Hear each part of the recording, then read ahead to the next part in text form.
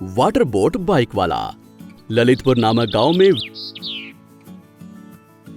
वीरू नाम का एक व्यक्ति था। गांव से शहर जाने के लिए नदी को पार करना पड़ता था। इस तरह नदी पार करने के लिए गांव में एक ही रास्ता था। वहां वीरू का नाव था। वीरू बहुत सालों से अपने नाव से लोगों को नदी के उस पार से इस पार पहुंचाता रहता था। वही उसके जीवन का आधार भी था। एक व्यक्ति वीरू के पास आकर कहता है, वीरू वीरू। कौन है भाई, क्या चाहिए?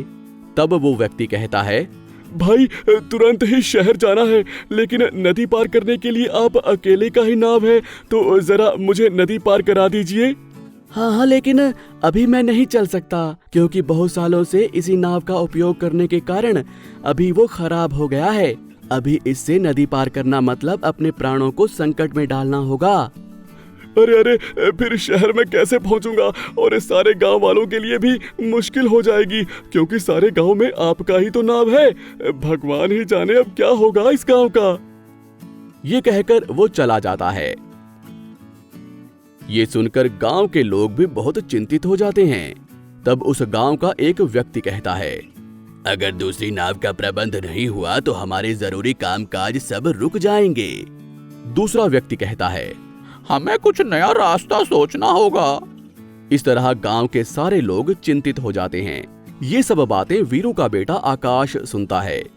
वो इस समस्या का समाधान करने का निर्णय लेता है। तब आकाश अपने पिता के पास आकर कहता है, बाबूजी, बहुत सालों से आपने इस नाव का प्रयोग करके गांव वालों की सहायता की है। अब नाव ना होने के कारण सभी लोग चिंतित हैं। तब वीरू कहता है, क्या करूं बेटा, मैं भी इसी कारण बहुत चिंतित हूँ। ये बातें सुनकर आकाश कहता है, आप चिंता ना करें बाबूजी, मैं एक वाटर बोट बनाऊंगा। इससे लोग आसानी से नदी पार कर सकते हैं और इससे हमारे गांव वालों की सारी चिंताएं भी दूर हो जाएंगी।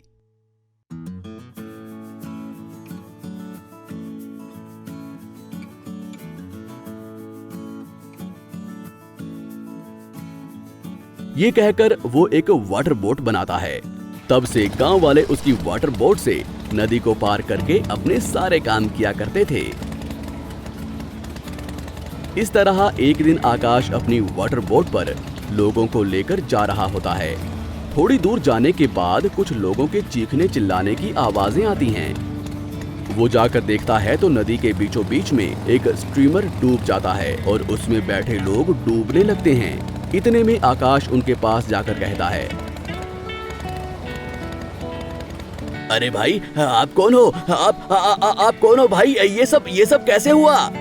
ये सब बातें सुनकर स्ट्रीमर का ड्राइवर कहता है, ये लोग स्ट्रीमर से नदी पार कर रहे थे। इतने में इसका इंजन अचानक से बंद हो गया। नदी के पानी का बहाव ज्यादा होने के कारण हम सब लोग यहाँ आ गए। हम पर दया करो, हमें बचाओ भाई, हमें बचाओ, हम डूब जाएंगे। ड्राइवर से आकाश कहता है, आप लोग डरो मत, मैं अभी मेरे वाटर बोट की सहायता से आप सबको बचाऊंगा। ये कहकर स्ट्रीमर को एक रस्सी से बांधकर अपनी वाटर बोट की सहायता से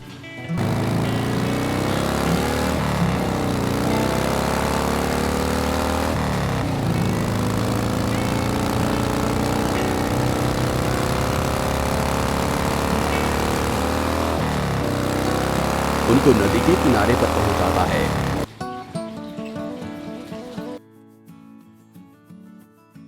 किनारे पर पहुंचने के बाद आकाश से स्ट्रीमर का ड्राइवर कहता है, देखो भाई, तुम्हारी इस सहायता के लिए हम तुम्हें जितना भी दें कम है। हमारी संतृप्ति के लिए ये छोटा सा उपहार आप स्वीकार कर लो। ये कहकर वो थोड़े पैसे देता है।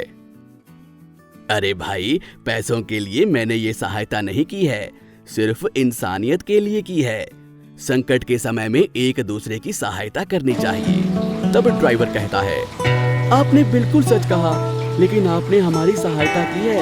आपका धन्यवाद करने के लिए हम आपको ये दे रहे हैं, कृपया स्वीकार करें। ये कहकर वो ड्राइवर आकाश को पैसे देता है। आकाश उन लोगों की खुशी के लिए वो पैसे लेकर अपने पिता को देता है। इससे वीरू फिर से लोगों की सेवा करने लगता है और अपना जीवन इसी में बिताता है। ये कहानी हमें सिखाती है कि अगर हम दूसरों की सहायता करेंगे तो भगवान भी हमारी सहायता करते हैं। आपको हमारी ये कहानी कैसी लगी हमें कमेंट बॉक्स में जरूर बताएं। और यदि आप ऐसी ही और भी कहानियां सुनना चाहते हैं तो हमारे चैनल को सब्सक्राइब करना ना भूलें। शुक्रिया।